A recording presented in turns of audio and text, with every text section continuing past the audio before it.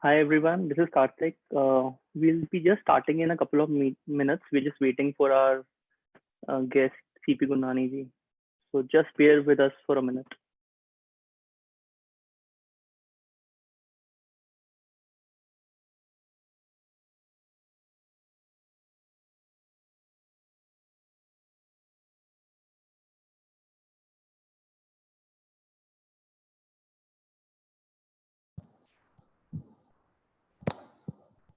Yeah, Kartik, I'm here.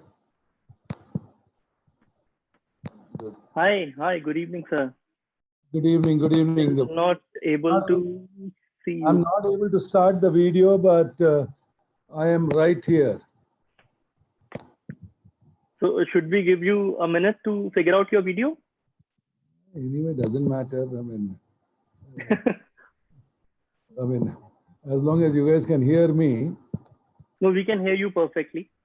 We can hear you I perfectly. really, yeah, it's okay.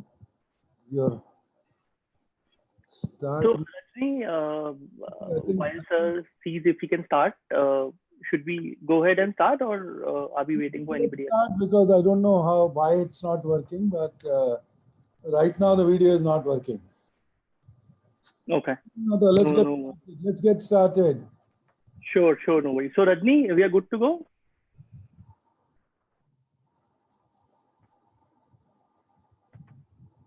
I think Yes, Rajni. Kartik, please start. Okay, great. So good afternoon, good evening, everyone. Welcome to yet another edition of Leader Speak here at AIMA. And we are proud to have our online session partner, BML Munjal University as well with us. Today we've got a power pack session and it's going to be broken into two components. So the first part, we're going to have a conversation with Mr. CP Gurnani. And then the second half is going to be with Saket Modi, whom we all know as a cybersecurity expert. So both these sessions are going to be like anybody who's got any slightest curiosity in technology is going to be completely mesmerized and be amazed by both these sessions.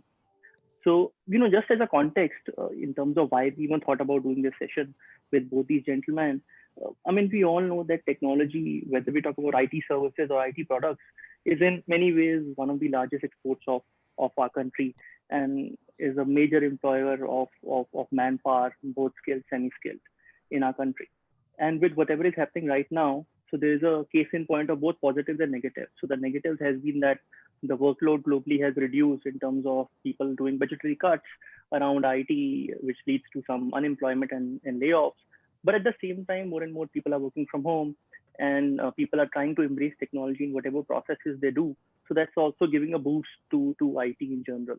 So we're gonna, and while they do that, there are also concerns around, network security, cyber security, when people are using unsecured networks while working at home or using shared networks. So that's why we wanted to cover both the aspects, and that's where sort of Saket comes in with his expertise. So for the first part of the conversation, we're extremely delighted and honored to have Mr. CP Gurnani with us. Mr. CP Gurnani ji, our AIMA DG Rekha Sethi couldn't join, but she sends her best wishes to welcome you. And he needs no welcome. Everybody knows about him. We all see him and read about him in the newspaper. But I'm still going to do a very quick introduction so everybody knows more about what he's doing. He's the Chief Executive Officer and Managing Director of Tech Mahindra. He's also been now, as of 1st April 2020, been appointed onto the board of Mahindra and Mahindra as a non-executive, non-independent director. He has actually led Tech Mahindra through a transformational journey and also did one of the biggest turnarounds in the corporate history when the acquisition and merger of Satyam happened, 10, 15 years back. He's got a long career spanning over 35 years. We know he has held multiple roles in Pero Systems, HP, HCL, so on and so forth. He is also, his sense of entrepreneurial silo management has been, lauded by media and everybody. He's a big time motivator. All the young entrepreneurs like myself completely adore him, admire him for what he has done for the IT in this country. He's also served as the chairman of NASSCOM for the year 2016-17. He has been facilitated with an honorary doctorate degree by V. Surendra Sai, University of Technology. He's also presented his perspectives on in the future among the top 100 global CEOs as part of the Wall Street Journal CEO Council back in 2016. He's also been awarded the best CEO of the year, best CEO of the year for 3 years in a row by Business Today. And, on a personal front, he strongly believes in the concept of promoting child education. So I think it also boils down to the concept of individual social responsibility. Everybody talks about CSR. I think CP is also leading from the front, and he's also co-founded Titliya, an NGO which is located in Noida, for spreading smiles, happiness, and education to more than 140 underprivileged girl child. Before we get into the conversation, CP, we're all hearing about what is happening right now in the world. And, in these sessions, my tone has always been positive. We don't want to get into the discussion of what happened, why happened, how we're going to come out of this. But we always focus more on what are the opportunities and why this is the best time to try out some of the new things and how you can scale in this current times when everybody's crying over spilled water. I recently got a chance, and I'm sure many of our audience here also heard and listened to your recent quarterly earnings call about Tech Mahindra. And we're not going to get into numbers. I'm sure a lot of journalists have pestered you for the numbers.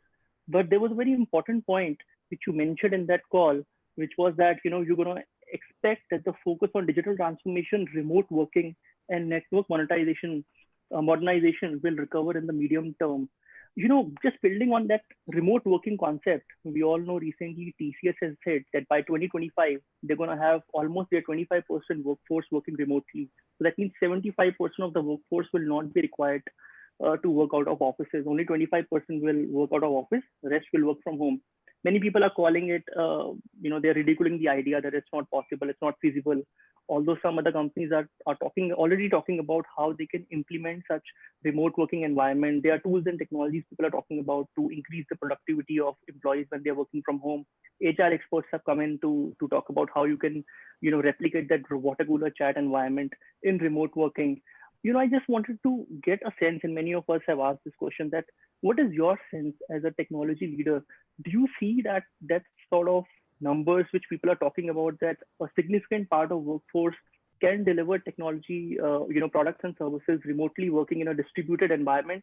Or do you still see that it's a long way ahead and we are just sort of, testing out the waters at this stage and it's too early, premature to talk about those large numbers? What are your thoughts on that?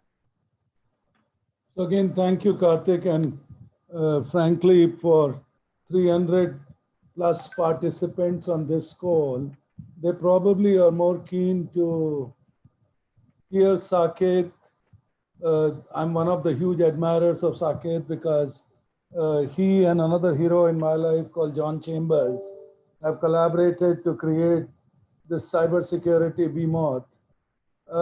Let's look back, and I wish this was a session where we had devoted a little more time, because on one end, this is a landscape scale crisis. Unexpected, touches every individual around the world, directly or indirectly, touches every country. And different people are reacting differently to this challenge. And clearly, the biggest part of this challenge is the uncertainty about tomorrow. Most other crises, you have fought an enemy knowing that this is probably going to last a summer or a winter or a year. So I do know, and I pray for each one of you and your family members and your friends that you stay healthy and you all are happy and connected. Let's start visualizing the normal or the new normal. Why I call new normal as the normal is that 90s, year 2000 crisis happens, offshore becomes a reality. A few years later, anything in technology effectively means Indians. It could be Indians in California, it could be Indians in Europe, or it could be Indians in our universities, or it could be in any university around the world. Come 2000, you can actually pick up, the 2020s, you could pick up any organization chart of any company, the chance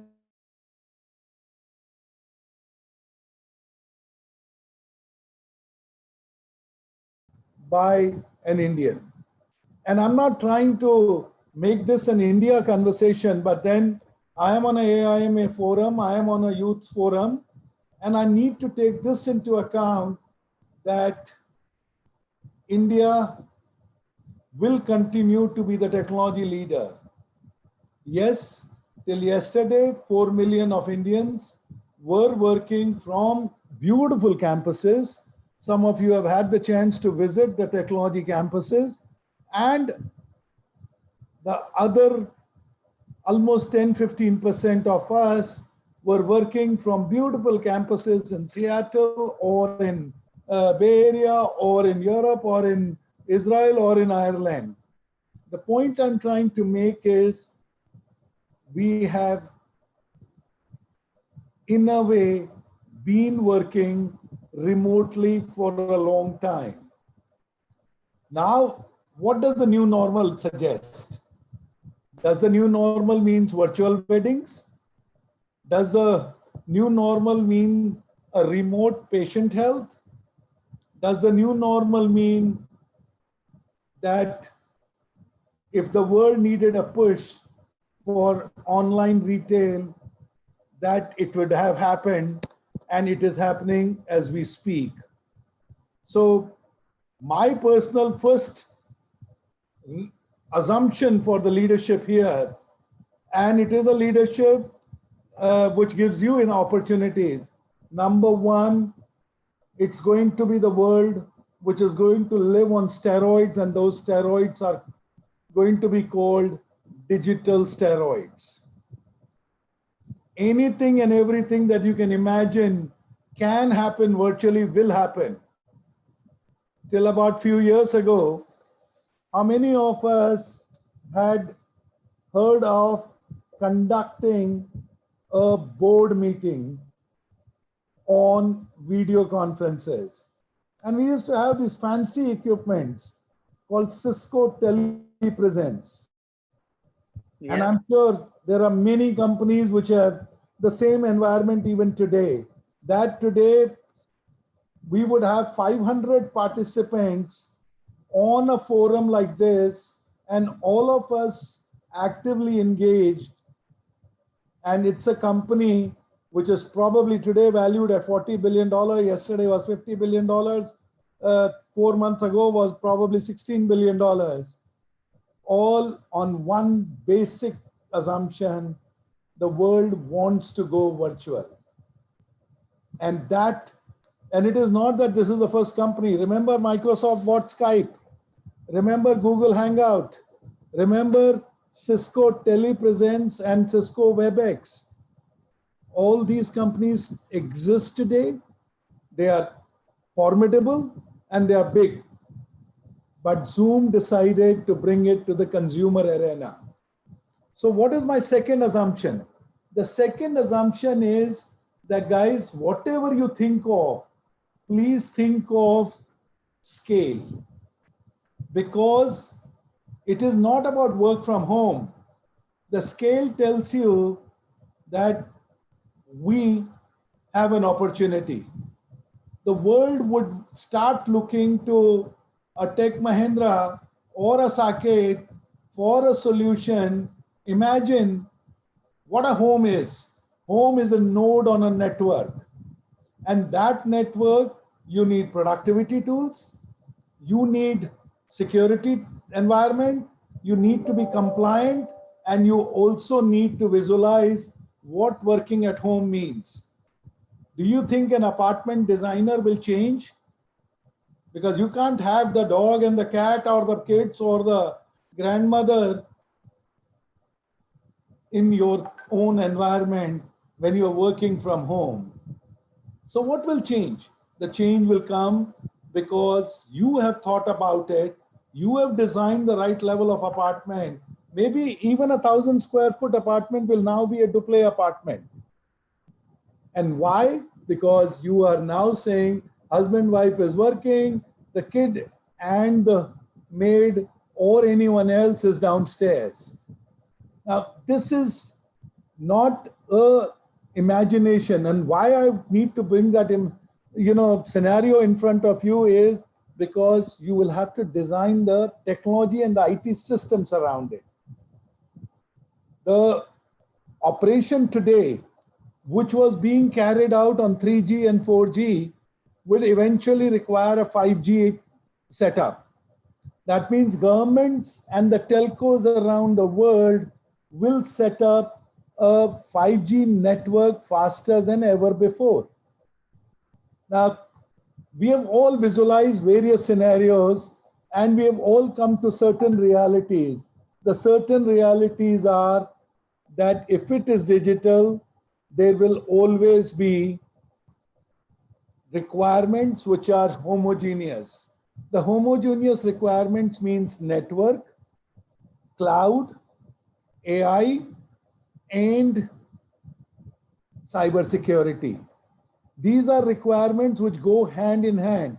And why do I bring in AI out here? Because there are two parts to this. Number one, if you are not intelligent, if you are not weaving in a level of connectivity with the human beings and a problem solving approach, then you are saying, I am ready to be automated myself. You don't want to be that.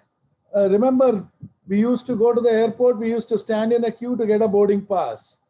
Then we started going to the airport, we started talking to a machine to get a boarding pass.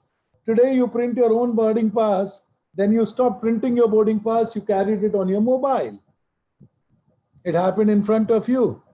Some jobs got taken away right in front of you, and that time we did not take into account this is AI and automation. So keep looking, keep reasoning, and I know that we need to get into a conversation mode. So my modeling for future is three things. Number one is human engineering, social empathy. That is going to play a very, very important role. New technologies can take their environment. You can be working from home. I think gyms will start becoming more like lounges. You know, people will go to the gym not only to work out, but I think they will be going there as a social interaction.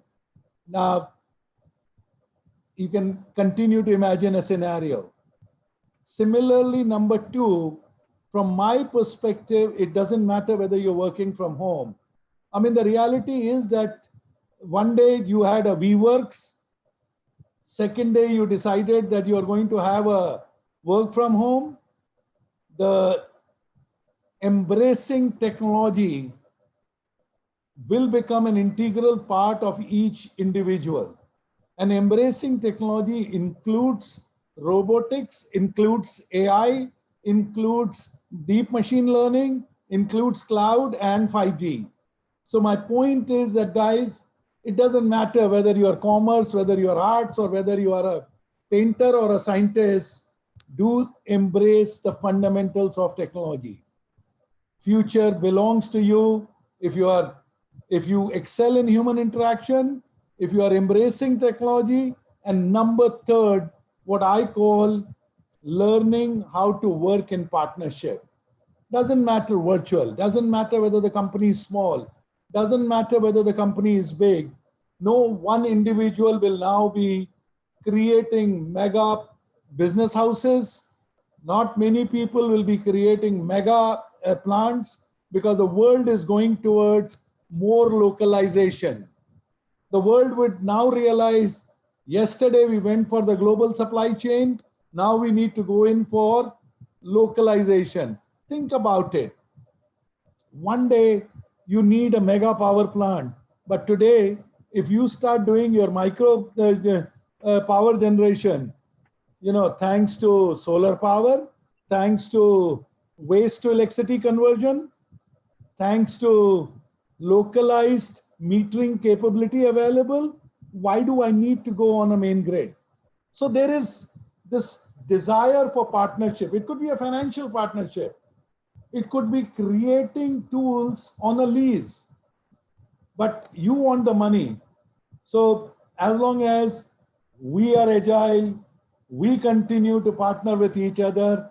I think the technology and the human engineering, all three of them working together, we are the ones who will master the change. COVID is an opportunity. Let's seize that opportunity. So Kartik, Right. I'm going to take a pause here. You Sure. choose whether you Yeah, I'm want gonna to keep answer sharing with you questions right questions because a now. lot of people are, as you speak, a lot of people are sending me private questions as well. So I'm gonna consolidate and keep sharing with you in a sort of a rapid fire manner because time is limited. So one of the questions is, you mentioned about working from home and how that's an opportunity and that's possible. A lot of people are also talking about taking it a further step, like working from hometown. As you know, in India, a lot of people from tier two, tier three cities, they all come to Delhi, Mumbai, Bangalore, and they take up technology jobs. And if work from home is feasible, a lot of people are now thinking, can they go back to their hometown in tier two cities and actually work from there? But there are obviously challenges around logistics. I mean, they don't have homes in which they can have that infrastructure. Internet connectivity is an issue. Cybersecurity is a problem. So that's one part of the problem. Second is, do you also see an opportunity where tier two entrepreneurs who are working on very interesting and innovative business models? I know one of them is there on the call, Savan Ladda, one of our members. He runs co-working spaces called Worky in Indore. I mean, they keep innovating about these opportunities, that how they can have these people who are coming back to tier two cities and work from hometown, and they can dovetail infrastructure sort of co-working space in their home, or give them an opportunity to do a event based pass can be given to go into this sort of a space where they can work from their hometown and still contribute working in a company. Do you see that model working out? So again, thank you, Savan. I mean, you hosted me when I was visiting Indore, and Kartik. So let's visualize the scenario. Today, when I go to work, I go to a secure environment where me and my team members work together. We, in a way, discipline ourselves to work 7, 8, 10 hours. If we had ladies working, they bring their kids, they put them into the crash in the campus. The chances are the young people, they even have their breakfast in the cafeterias, they have their lunch in the cafeteria, and they go back home and they have a maid who comes in. Now, this is a normal young couple scenario in India in major cities. Now, look at it from a customer's point of view. The customer knows that he is giving you your data, systems, and compliance, because he is also fighting compliance with the regulators in his part of the world.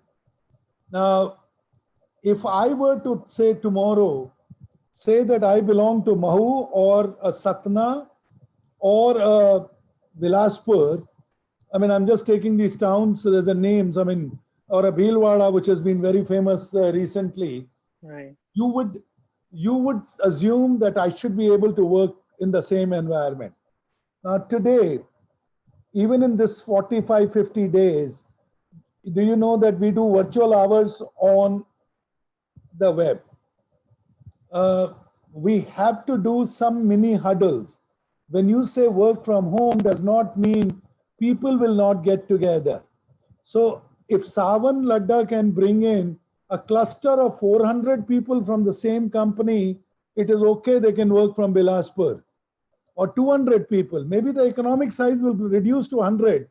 But if you were to say one guy will work in Bilaspur, two guys in Raipur, three guys in Nagpur, I don't think that is a model which will immediately work. And there is a second Right. problem, Kartik. The Hmm. second problem is India leapfrogged to the wireless infrastructure. Remember, we were copper telephony, we Hmm. leapfrogged to wireless. Now, if you go back and look at China, China has 30 times more fiber coming to your premises than India. China covers, and I'm only taking China just to give you the same size of the country and the same population. India, 7% of my fixed line marries the wireless to give me connectivity. In China, it is 46%. So my assumption is, if we really want the tier 2 and tier 3 or a tier 4 city to come mainstream, number one, a small critical mass is required. And number two, you need fiber or 5G. My preference would be fiber and 5G, because you need to have the level of redundancy to make work from home a reality. Right, right. Fair point. And also a lot of people are asking me, since you mentioned AI, and that always opens up a can of worms. So there are two parts to it. One is there are a lot of SME companies who join us on this session. They ask me that, AI requires a lot of investment. You need skilled manpower. So can a SME or a small company, can they aspire to use AI? Is this still democratized, or still it's at the mercy of large enterprise companies who can make use of AI? That's part one. Second is people who are working in different jobs. They are saying with COVID, anyways, AI is going to eat up the jobs, and generally jobs are getting laid off. So, do you think it's going to accelerate AI vis-a-vis with whatever is happening right now in the world? Is it going to completely make a lot of people redundant very soon, or will they still have some headway to upskill themselves? So, there are three parts to this question. Is AI only for engineers or enterprises? Number two, can AI be brought into the business aspects by an SME? Number three is, should an SME have a AI strategy? Right? I think all three are valid points. It's like anything else. Many people learn driving on their own. Kartik, I know young smart people like you don't need coaches. You saw a machine, you wanted to conquer that machine. You were probably in 7th class. Your parents didn't want you to learn driving, but you learned driving. Right? So there will be one set of people who are just a curious lot, and they make things happen by experimenting and by falling. I mean, I gave car as an example just to show a machine. Cycle could have been that machine. There is another one who will go and parents will teach them. There will be a third person who will buy more equipment than the cost of the cycle. So I consider enterprises to be those people who buy more equipment than the cost of the cycle. I believe the hybrids are the ones where the father or the mother encourages you to learn cycling. And I believe the entrepreneurs, which is many of you on this as the SMEs, who first decide what you need, then you figure out a method of finding ways to make it work. So I don't think there is a cookie cutter response, but I promise you, when I look at and meet and interact with many of the young leaders, I know they did not need a formal training. They first smell an opportunity and then they find ways to conquer it. And I promise you, those are the leaders that I salute. Right. Very well said, sir. A lot of people are also asking that, in current situation, there are a lot of issues around network jamming, calls are dropping. With all this not getting, improved in near future, do you see a lot of pressure on companies to derive productivity? Because I know a lot of companies like SMEs, even ourselves, people just call in and say that, I am ready to work, but what do I do? Electricity is not there, network is weak. Do you see these kind of, and sometimes people also use it as excuses, I know, but how do you see that normalizing out with the infrastructural issues in place around connectivity and network in our country?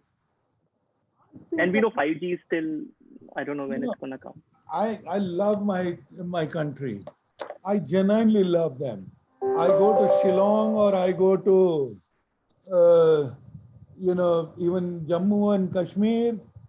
I mean, Jammu and Kashmir not lately, because obviously they were not allowed to use the internet, and they would kill me when they talk about my usage of internet. But I love this country because the same people, when it comes to using WhatsApp, have never complained. I love this country. The same people, when they want to watch YouTubes, have never complained. And now, the way Hotstar became a hottest property in the world only because of IPL and cricket, right? So our people will then find a way of having a hotspot.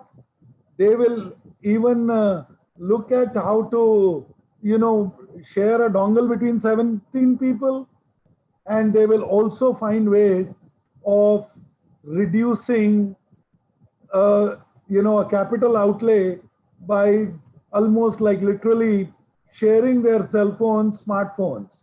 So this is the reality in our world. And the reality is we have never had a perfect world, but we have always improvised. Whatever we wanted to achieve, we have achieved. And thank God for the last 53 days, 54 days, most of the urban cities, the power has held up, the network has held up. People who want to watch whatever latest serial, including the old Ramayana, have been able to watch it. So my belief is, yes, we have a problem made, but that problem is solvable. And particularly that is why the tier 2, tier 3 may not happen immediately. So for all those who are looking at relocating to their villages, guys, hold back for some time. You're better off in tier 1 and tier 2 cities only. Okay, that's a word of caution for everyone. One interesting point, CPI, somebody sharing with me, and I think you would also be facing the same issue at Tech Mahindra.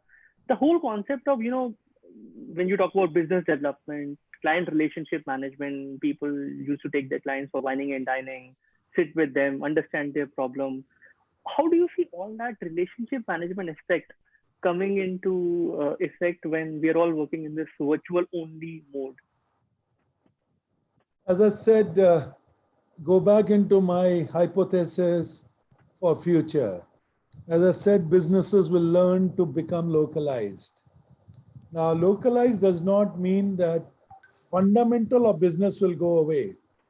Even in a virtual world, you need to build relationship and trust.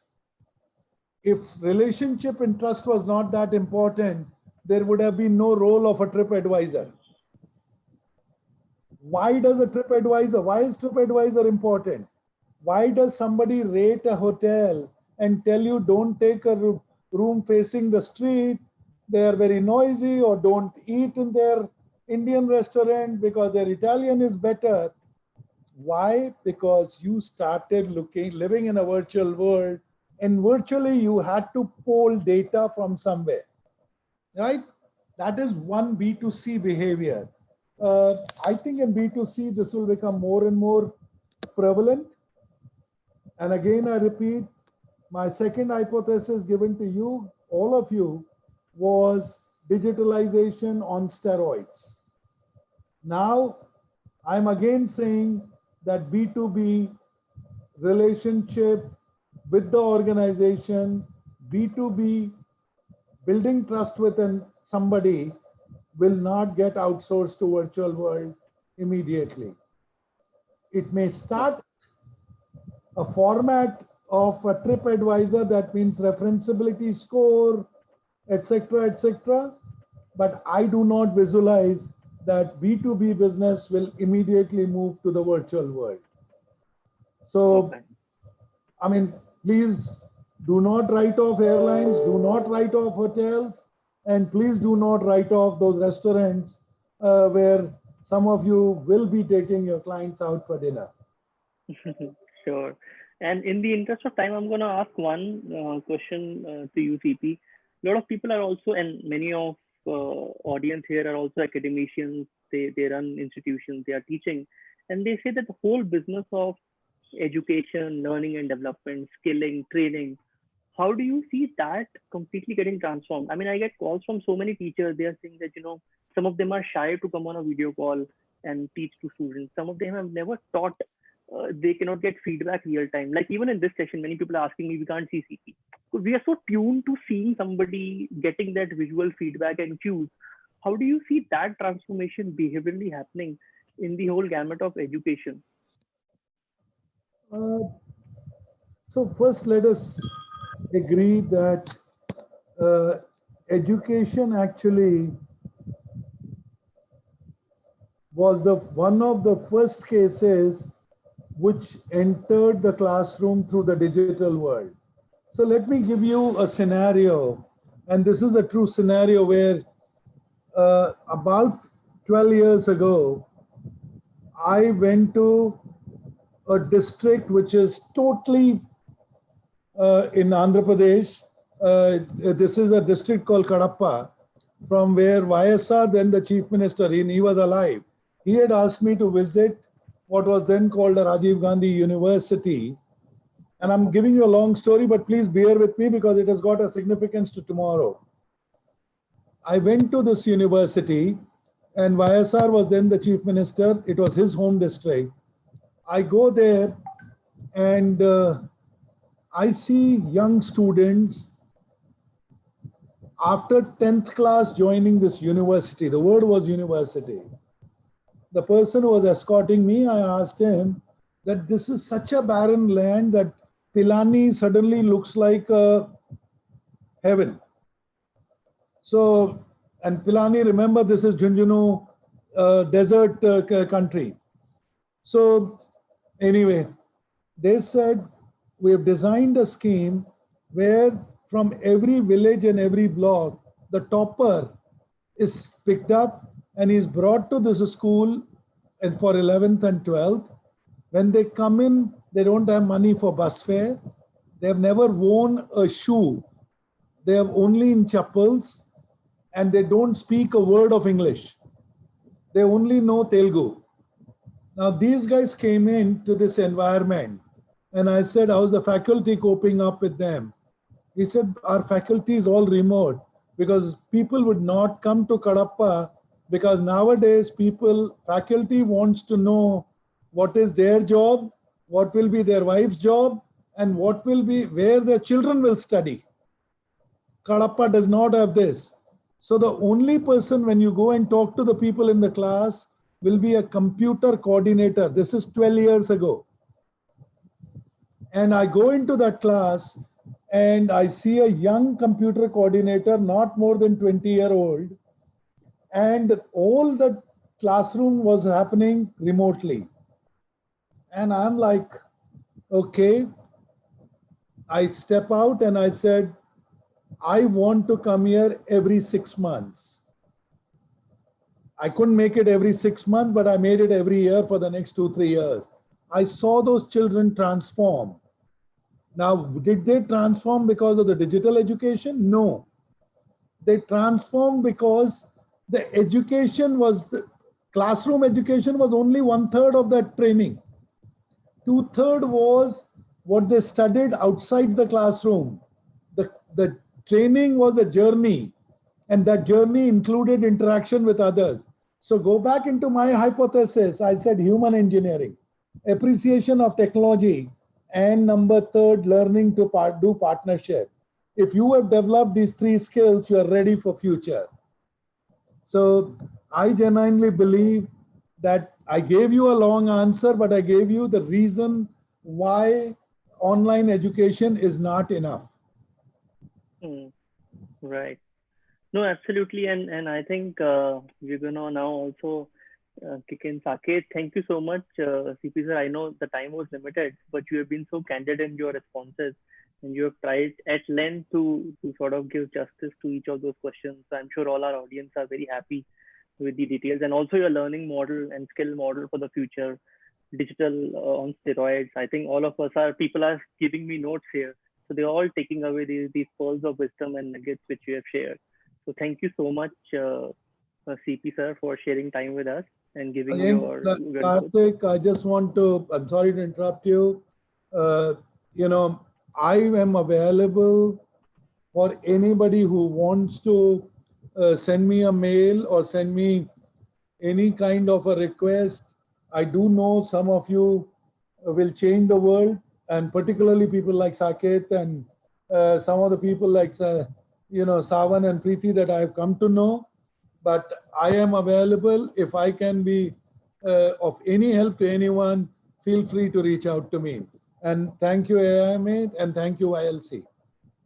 Thank you so much, sir. I think you might be getting a lot of requests now from people since you have made this open a gesture that they can reach out to you. And we really appreciate you saying that. Thank you so much, sir. And we would welcome you to sort of stay back and also be part of the discussion with Saket if your schedule permits. So I'm gonna request Saket is here, right? Saket, can we see you? Kartik, hi. Of course you Yes. can. Are you? It looks like you're already in Miami. Oh yes, I am. I made sure I come here before the lockdown. I mean, So look at Saket, he's on a beach somewhere. That's what I'm saying. He's in Miami. Everybody here is getting worried about what the future is gonna be. He's relaxing. He's already laid back. I told you guys Saket is smart. Yeah, I know. He sees something which obviously we are all not able to see and sort of focus. Sir, the good part of running a tiny little startup is that we can be remotely working from anywhere, and what better place than a beach, right? Yeah, he's a perfect example, guys. Whoever was asking that would work from home, you can work from beach. I mean, So, Saket, I'm willing to trade. I will do work from Miami. You come and work from my home.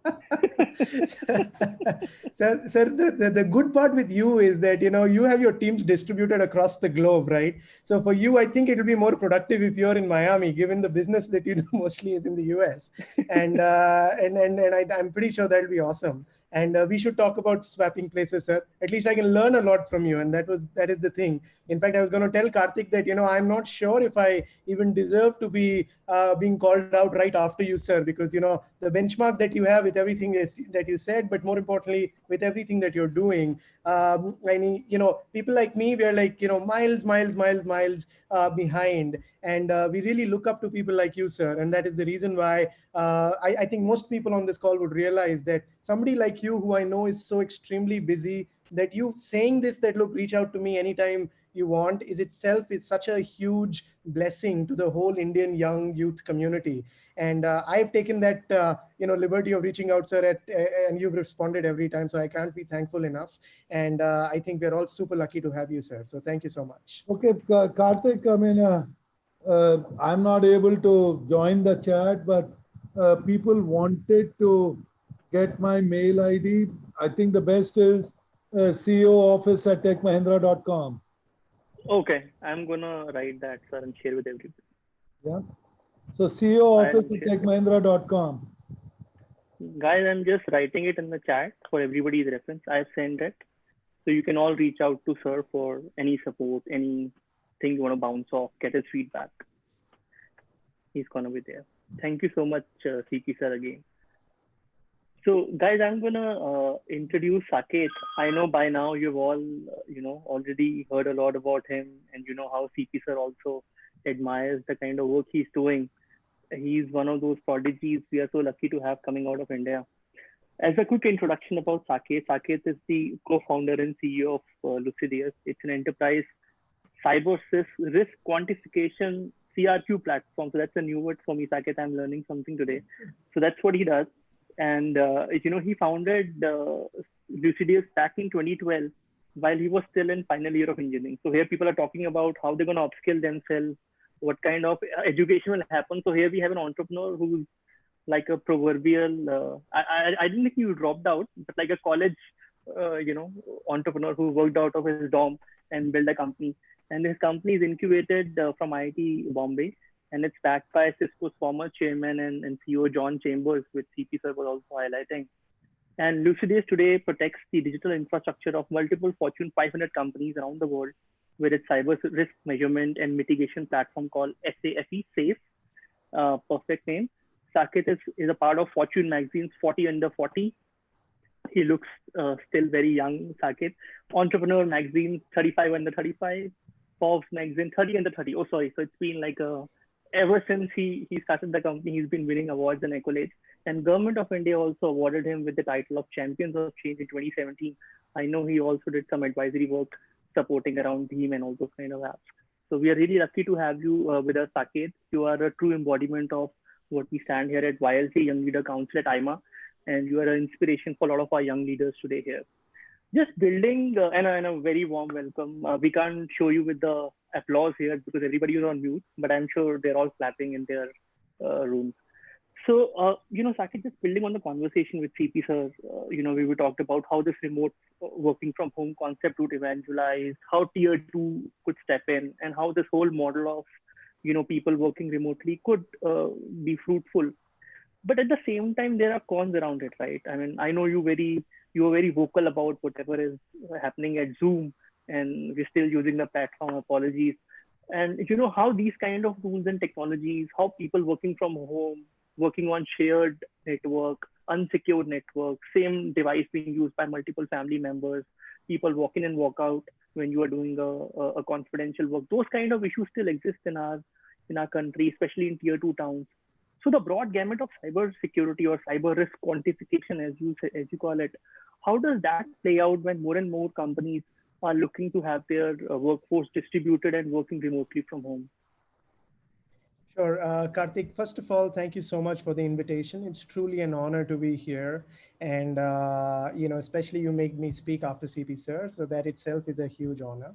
Uh, to everybody on the call, I know there are a lot of people who are entrepreneurs or potential entrepreneurs. What I can tell you is that, for good or bad, the introductions generally only carry all the awards and accolades, but that is not the real reason or real thing that you get to learn anything from.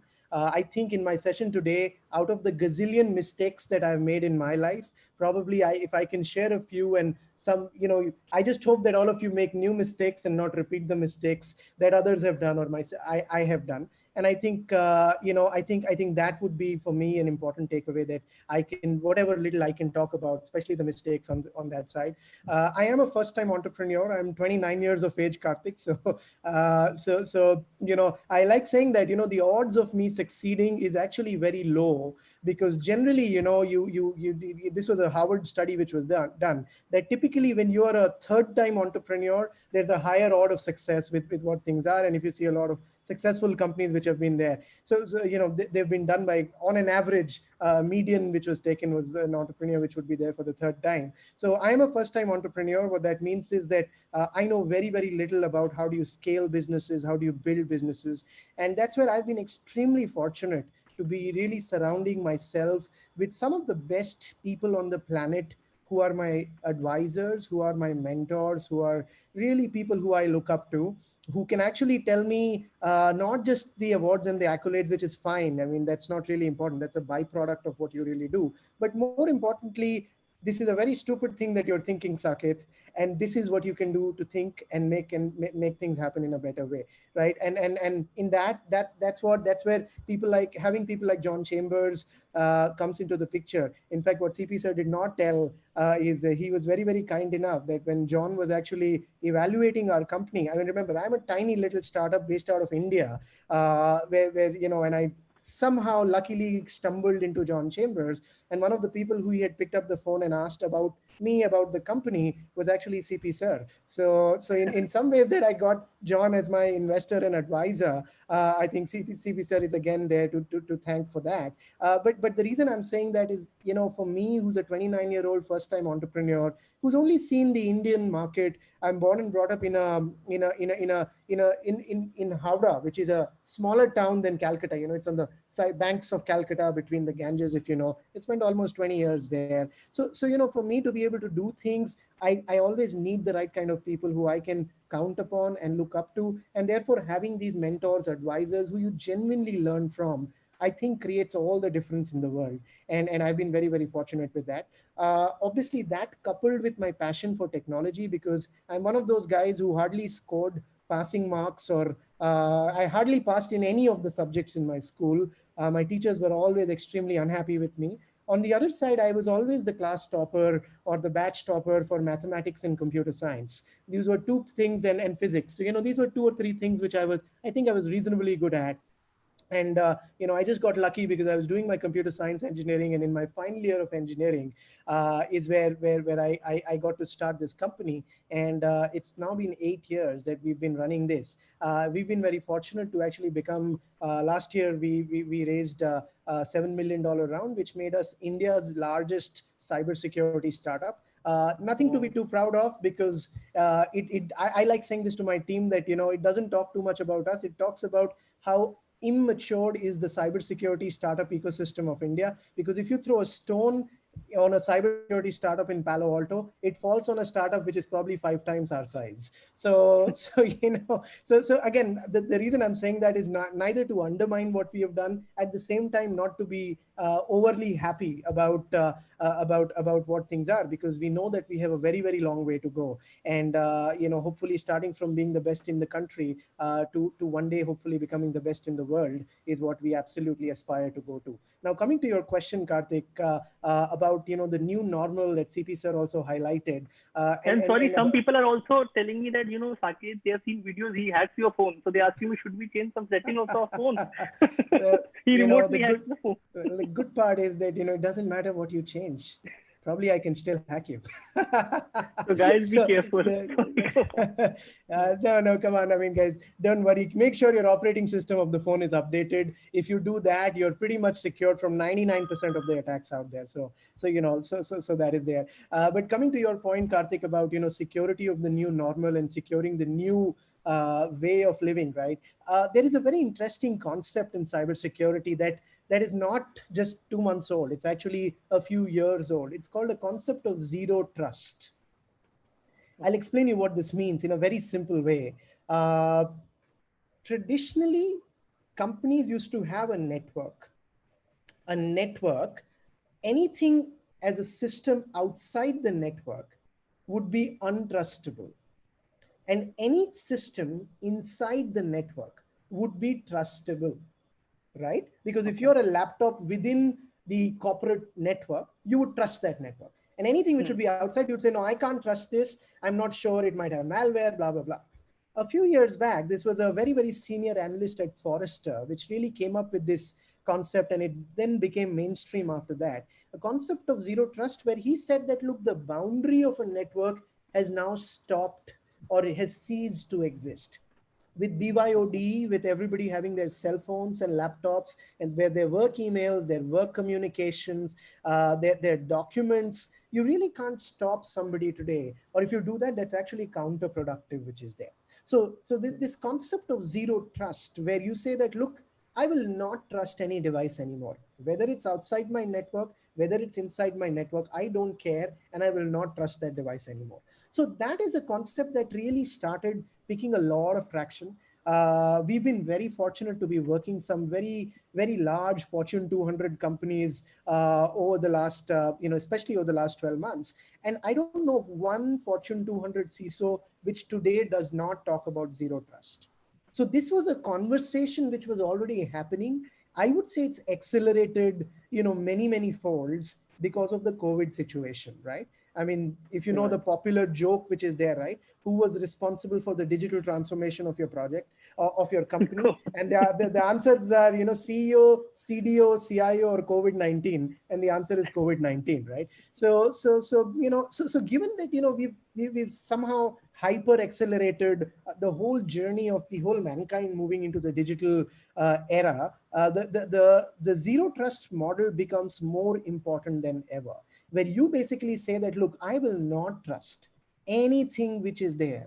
And I will go ahead and I will verify, and I will go ahead and I will try to say that, look, I can't trust you. But at the end of the day, you can't do business if you can't trust something. And that's where the concept of measuring trust comes into the picture.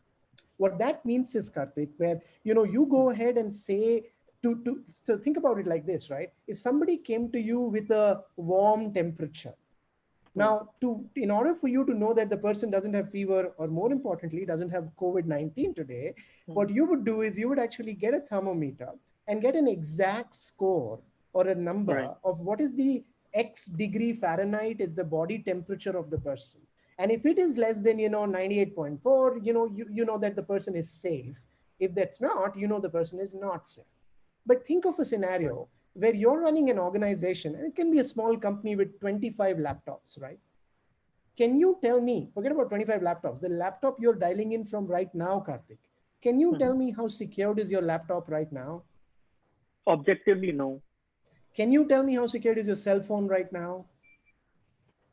No, objectively, Can you tell me how much battery is there in your cell phone? Yes. You can objectively in real time tell me how much battery is there on your cell phone. But you don't have an option for cybersecurity quantification. That is the precise problem statement that my platform, my company is trying to solve, where we democratize what is the meaning of levels or quantification of cybersecurity, where when you talk about a laptop, the laptop gets a score of 3.7 out of 5, and you know whether you can trust that laptop or not. And if the score of the laptop is 0.5 out of 5, you know it's not trustable. The scores are always between 0 to 5. That's a mathematical statistical model we have built based on Bayesian networks, a lot of risk analysis using Monte Carlo simulation. We built that in collaboration with MIT in Boston, and a lot of risk modeling principles that really went in to go ahead and to an organization give a score per IP address, per employee. So now you will have, if a company has 100,000 employees, you're talking about a scenario where the employee has to say that my current safe score is 3.11. And you know how they will know it? Because it'll be an app on their own phone, which will actually talk about their cybersecurity risk score, that, whether they can be trusted, not trusted, et cetera, et cetera. So would it also start giving like alerts when the score is going down so it can proactively fix, or will it only report reactively? Absolutely. Not only proactively give alerts, the alerts will be a function of something called an SIEM. An SIEM tool, Kartik, is called a security incident and event monitoring tool. Any company, large company which is matured, has an SIEM tool. If they have a SOC called Security Operations Center, they'll have an incident SIEM reporting tool. Yeah, priority 1, 2, 3, that sort of. Yeah. Exactly. So P1, P2, P3. The way P1, P2, P3 comes is because they take the logs of every laptop. Every time you click on your laptop, it creates a log. So whether that log is an incident or it is not an incident is the job of an SIEM tool to find out. So our platform syncs with that. That's one out of 100 other things that it syncs with and senses. And the moment that your laptop, which every day gets switched on at 8 a.m. in the morning, is on till say 12 at night, but suddenly if somebody is trying to log into your laptop at 4 a.m. in the morning, it will suddenly give you a pop-up and say your score is down. Tell me, was that you or was that not you? And if you say it was not you, it blocks that intrusion. And there's something called SOAR, which is security orchestration and automation, where it automatically blocks that IP through which things are coming in. And based on that, you're able to do things. So it's like your virtual network administrator of sorts, right? You don't need anybody to physically monitor and do all that. So it's like doing it on its own autonomously. And that's where artificial intelligence comes in, Kartik, where you actually go ahead. A lot of these things are predictable, are things where you can go and say, look, if there is a intrusion happening in 2 a.m. India time and it's not you, it's very obvious, right, that you want to block that. You don't need a human to go and then block those things which are there. And that's where a lot of these occur. And by the way, they are far more efficient. They are far more accurate than a human intervention which is required. And and that's where I keep saying my teams also that, look, I think, yes, the jobs will go away with everything that's coming up, but I think the mundane jobs go away. I mean, the job of really being an artist, of really being a scientist, of designing new logics which are there, will go to an absolute all-time high in the near future. Because I personally feel that's what humans were always meant to be. Right? It was. But do you think even the modeling, which you said about those complex words, I'm sure many of our audience have not heard Bayesian, Monte Carlo. We all know Monte Carlo casinos, but like those kind of models, do you think AI can also do it, or do you still think that humans would be required to do that sort of modeling exercise as well? So both of the points which you mentioned, let's take Monte Carlo simulation. The reason why Monte Carlo simulation was made was because of the Manhattan Project, which was basically the hydrogen bomb, and a lot of computations that had to be done in terms of how much fuel will actually be consumed and what would be the interactions between various kinds of atomic, subatomic particles, and it was there. I would say humans can't do that, and that's why you have things like Bayesian networks and Monte Carlo simulation. But to your point, the logic of applying what, where, I mean, a lot of it can be done by humans, a lot of it can be done by machines which are there. And that's why the future is extremely exciting when you really talk about the intersection of physical and digital, because there's so much that can be done. And in true sense, I would say the future would belong to people who can think outside the box, because the box will be so capable of doing what is in the box, whether it's faster computation, more accurate computation, working 24 hours, etc., which a human being can really never, compare themselves with and do things with, Kartik. Right. Right. In fact, we have got somebody who's completely thinking out of the box. He's asking, can someone even hack your SIEM tool? Or how do they trust? What's the trust score of your tool? Oh, yeah, absolutely. So there have been multiple instances where the SIM tools have also been hacked in the past. But it's almost like saying that when you get a bodyguard for yourself, can the bodyguard shoot you? Well, the answer will always remain yes. But then that's where you get, a bodyguard from a reputed, a credible agency which is there. Does that mean that it's 100% sure that the person will not shoot you? You're never 100% sure. And that's where risk analysis, risk modeling comes into the picture. And that's where knowing how much can you trust and what degree of trust that you have on people really comes into the picture, Kartik. Right. And this is the favorite question of many people, and they keep asking me every time that, what is this deal with using Zoom and these kind of tools? What is the real risk? Everybody knows on a cursory level that somebody mentioned end-to-end encryption. God knows what that really means. But people have just picked up words and phrases and they have been creating panic that, don't use this app, use this app. Tell us in very simple language that what are the real issues with using a video conferencing tool? What are the things to look out for? And are there any reasonable measures of protection that people can use to safeguard themselves? And what kind of risks are there? What can be really hacked if they use an unsecure tool for video conferencing? So let's take Zoom as an example, because that's a pretty popular subject of bashing these days when it comes to security. There are various kinds of vulnerabilities in Zoom which were pointed out. To name a few, one was called Zoom bombing, because every Zoom session was basically a 9 to 11 digit numerical ID. And Right. all of those sessions were originating from a central server of Zoom. You could easily run a brute force attack where you write a Okay. script. Remember, 9 times a particular number or the permutation combination of that number, Hmm. and keep trying those numbers again and again on that server. The odds are you will hit one number where the meeting is on. And if the meeting doesn't have a password, if it doesn't have a waiting lounge, it becomes a very, Hmm. very easy way for anybody to, Zoom bomb you. Now, Right. that's not a good thing to happen, but it is still not as bad. So I would say those are vulnerabilities that it's an unfortunate thing. Have a password for your meetings, have a waiting lounge enabled, but that's not the key reasons why Zoom should not be used. There were more deadly attacks on the client version of Zoom. So if you're using Mac, if you're using Windows, the executable that is Zoom that had some buffer overflow vulnerabilities, using Hmm. which somebody could see the files on your system, which was the serious deal which is there. Now, the moment a vulnerability comes out in the public, Zoom patches it.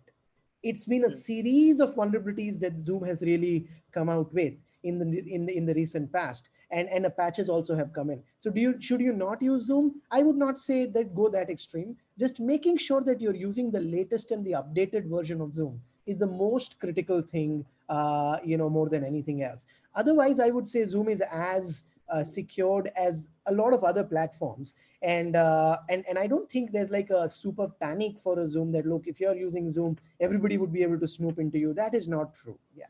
Okay. So that's very helpful.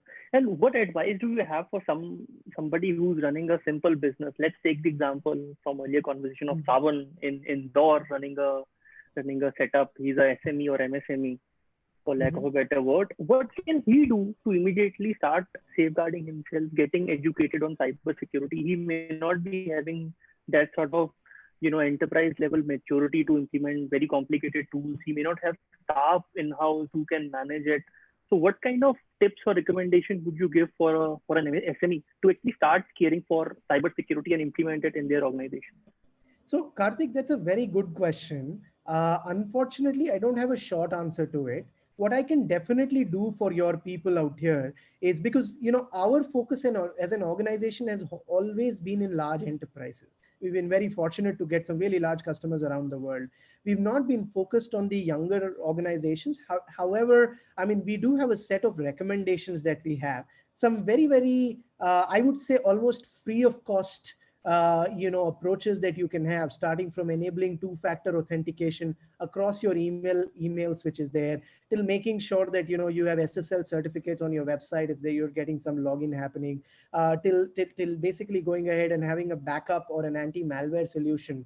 A lot of them are available free of cost, especially these days. So putting all of that together, Kartik, what I can do is I can probably have my team put together a one pager with probably the top 10 to-dos for a younger business to do, to make sure that that evades 80 to 90% of the risk of companies, and you can probably circulate it to your entire organization. That And would be really helpful and yeah, very appreciated. I will make sure that we do that. Yeah.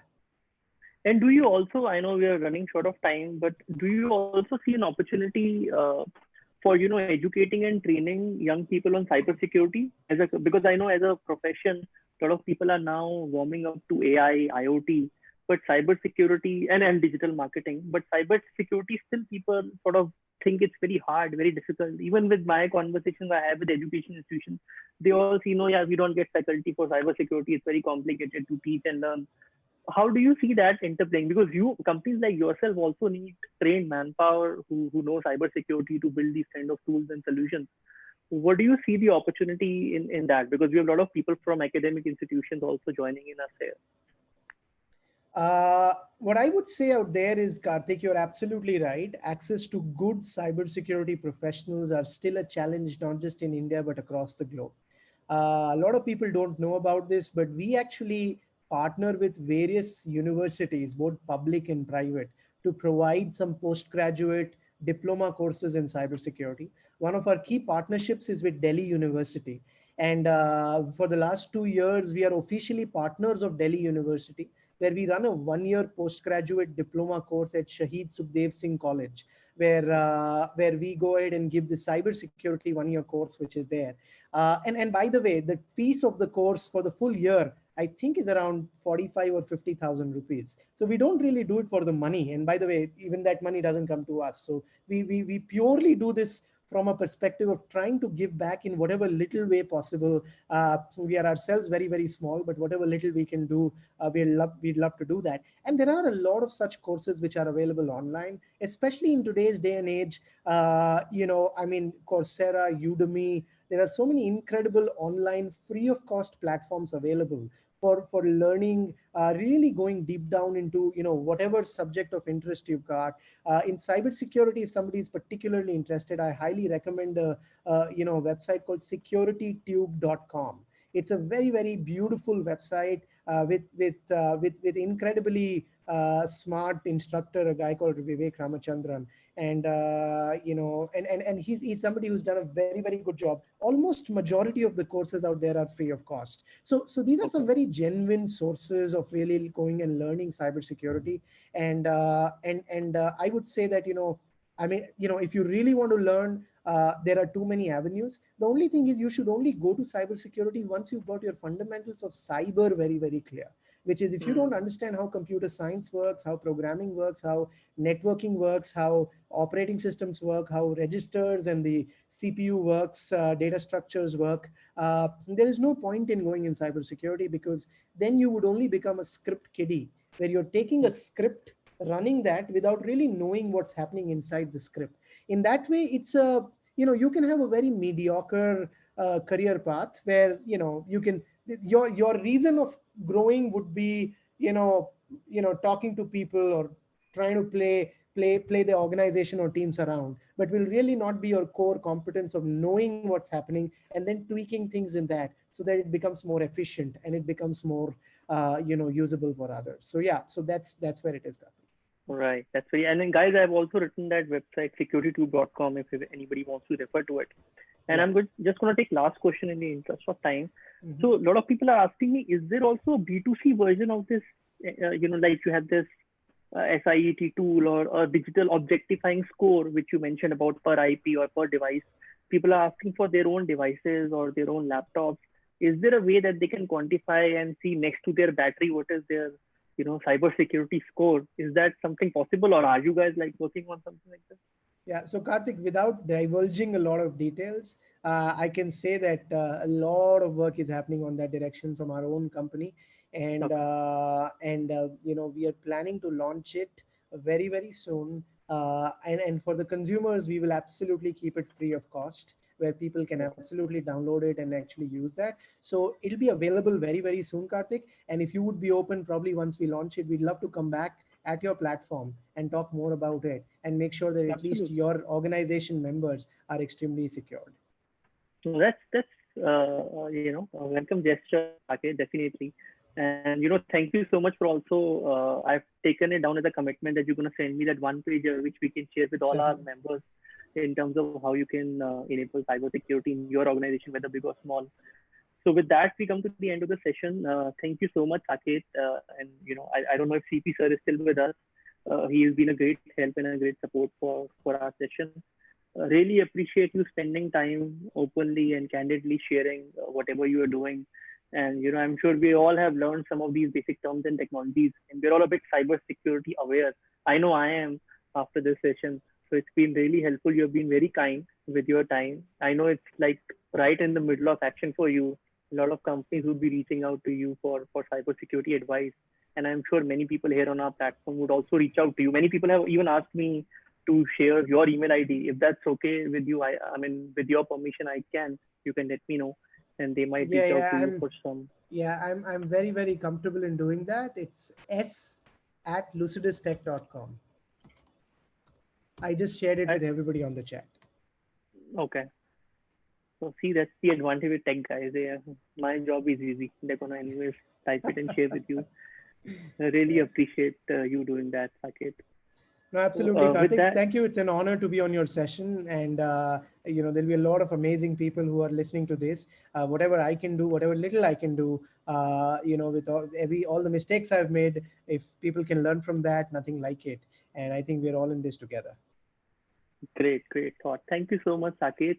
Thanks so much, Sanjay ji from AIMA, Rajni Yadav, for putting this all together from AIMA. And we thank everybody who joined us.